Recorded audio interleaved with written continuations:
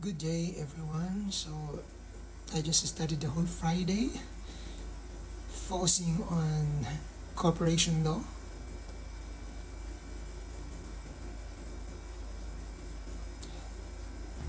Just want to remind everyone that our air in the city is polluted.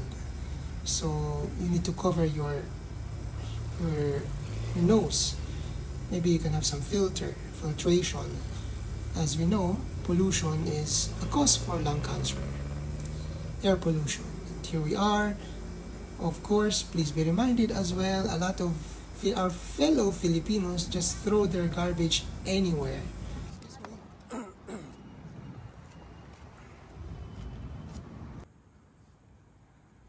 Another day, and we start with morning walk.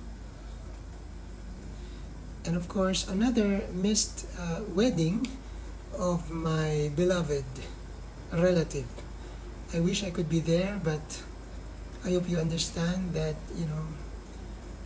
my priority is, of course, study for now. And here we are, proxy muna.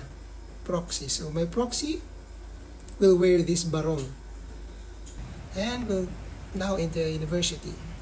Study, and later on we will take the final exam for one of our law course.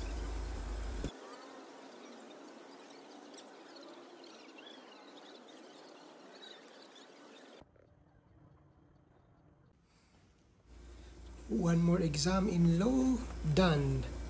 So I'm quite happy with my answers for this exam. I hope I will get a high score. I hope. And I'm happy because food,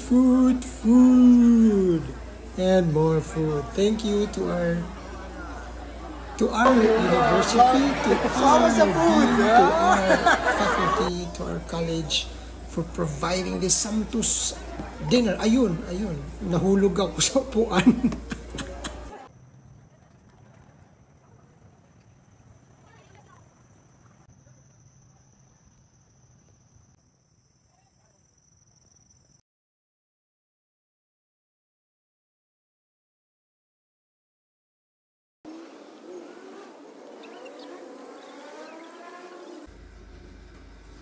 Good evening, guys. So another week will almost end, and we just finished our finals in corporation law today.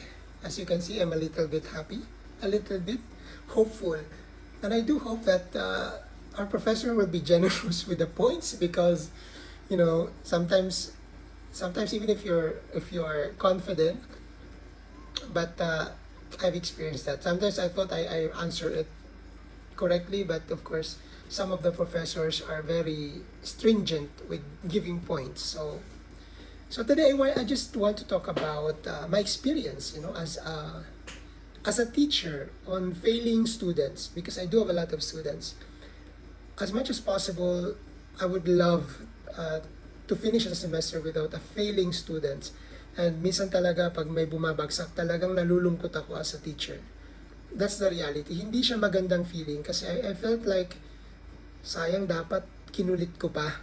Although it's beyond our job naman. Kasi as a student, you have to be responsible with yourself. We as a teacher can only do so much. We can remind you, but of course, it's your initiative to really check on the assignment if you've passed all of these. So you have to be responsible. Sometimes lessons can be learned the hard way, and as much as we don't want to fail you, but you don't deserve to pass. That's the reality. And we cannot fool you. Ipapasa ka lang dahil naawa. It's not quality education. It's not care for the students. Because, in reality, in the future, if you're going to work in the future, you cannot fake it. Diba? You're just fooling yourselves. We're just fooling the institution, the education. Kung wala naman talaga tayong natutunan. So it's also hard for me as a teacher. And of course, I can also talk about my experience as a law student. For those of you who do not know me, I've been teaching for 16 years in the university. I did my bachelor's degree, BS Applied Physics, major in instrumentation. I did some master's studies, also applied physics, master's in applied physics. major in medical physics, and I did some PhD studies in Germany, in Ireland, and of course residency training, although I've not finished with my residency and PhD studies. And I've also taken professional units in education, so I know about, I can teach in the high school actually. I passed the board exam. And aside from that, I'm also a life insurance agent on the side. So currently, as a law student, roles, I think it gave me a unique insight. So I can say this, I can talk about this from different point of view, as a student, as a teacher, as a physics prof, as a law student, and as a teacher in general. So in the Philippines, many universities don't have policies on retaking the exam, yung mga bumagsak, ano bang gagawin dyan, ipapasa na lang ba? And if you're going to be strict with the policy, kunyari, pag ang passing is 70, kunyari, 69, di ba? Parang 1 point na lang, 1 or 1% na lang, papasa na. So, I think it's a prerogative of the teacher. And there are professors who will be very, very strict with the passing grade. If it's 70, pag at 69.9, may mga ganun, especially yung mga bago, yung mga idealist na professors, no? Nawawala yung consideration ng humane, yung tao, yung, di ba, ang hirap nun eh. Can you imagine the trauma, di ba? Kung 1% lang, bumagsak ka pa, ulitin mo ng buong semester. So it's traumatic to the students. So, in the Philippines, medyo ano tayo dyan eh. Kumbaga parang hindi siya student-centered. Pag ganyan yung approach natin. And of course, in Germany, I studied in Germany, no? Students were allowed to take the final exam multiple times, multiple attempts. So in my experience, one of our professors nga sabi niya, you can take the exams 3 times. This month, next month, meron pa, next month, meron pa.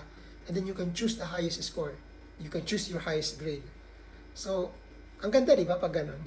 You can try, you can fail, you can try, you can fail again. And then last time, buhos mo ng todo, papasa ka. Or kung pumasa ka sa 3 exam, pwedeng pumili ng highest grade. Yun yung sa university ko dati. And I really appreciate that. It shows the student-centered approach to teaching and learning. And I think that's very beneficial to the students, to the welfare of the students as well, without sacrificing the quality of education. Kasi take ka ng exam, so aral ka ng aral, di ba?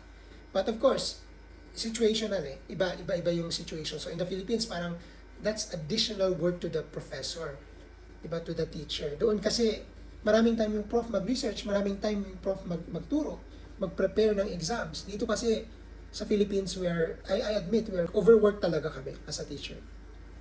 Kaya yung, kunyari, may sa akin, may bumagsak, naku, ano na lang, kunyari, 59, yung passing 60. 59 ako, binibigyan ko na ng chance. I've been a physics prof for a long time, and I've seen the impact of failing students, no? For instance, pag, kunyari, 59, no, tas 60 yung passing, it can be traumatic. Pag binagsak mo pa, 1% na lang, 1 point. No? It can be traumatic to the students. Will the students take that for 1 semester again? Or maybe, this is what I do. Pag ganyan lang, 1% lang naman, I will give a chance to that student.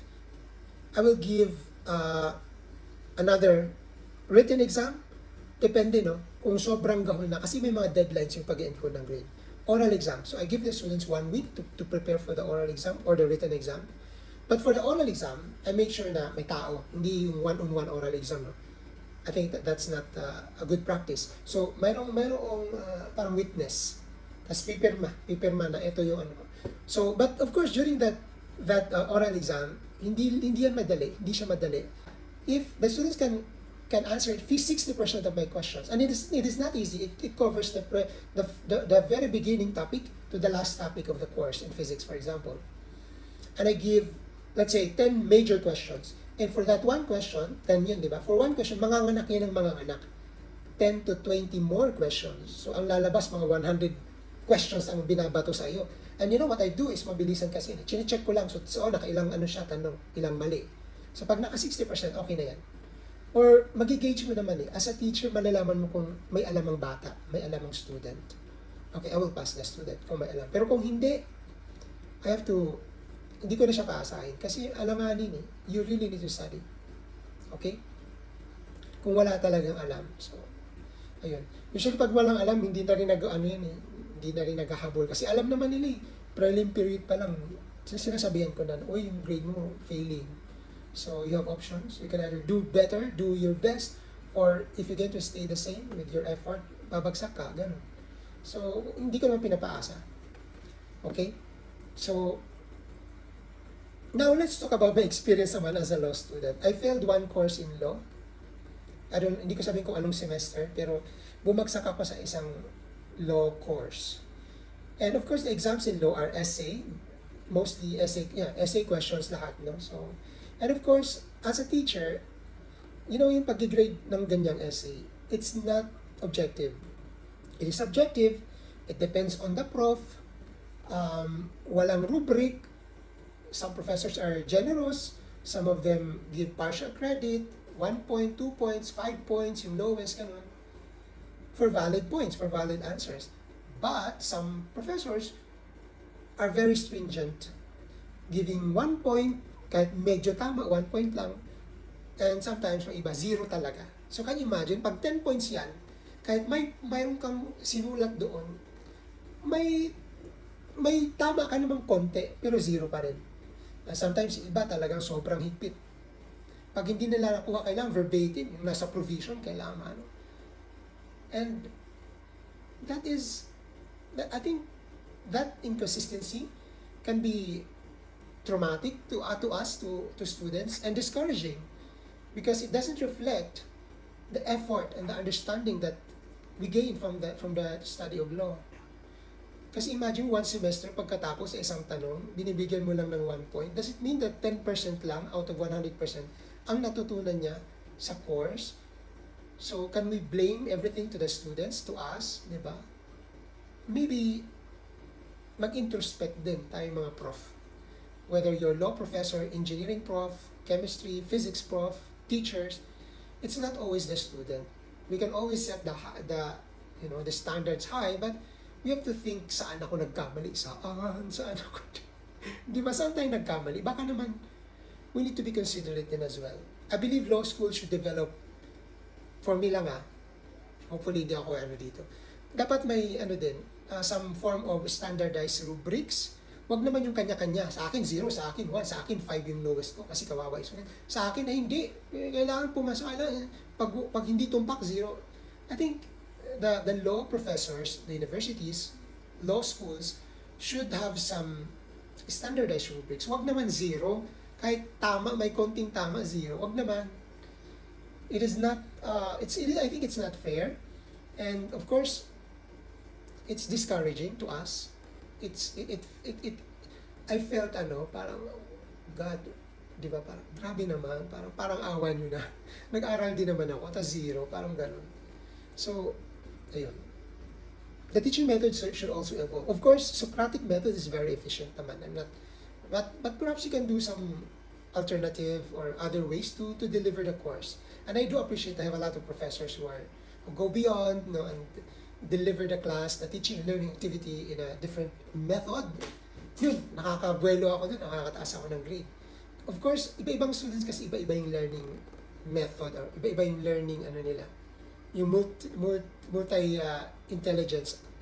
If you can provide variety to teaching and learning activities, you will touch on the multi-intelligence aspect of the students.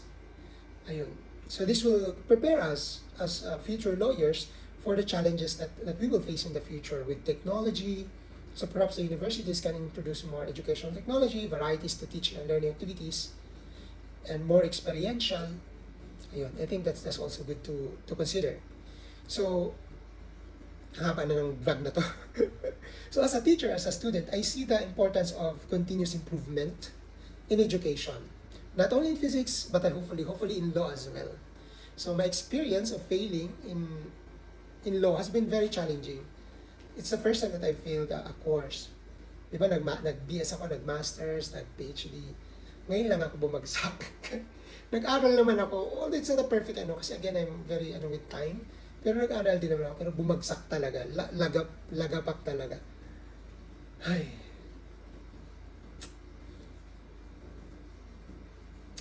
So that experience also motivated me to advocate for more student-centered learning approaches. I applied it actually in my teaching now in general physics in the college.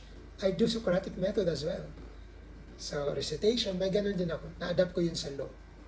And the skills that was shown to us, that was developed in us, I also adapted it in my teaching and learning activities in the college.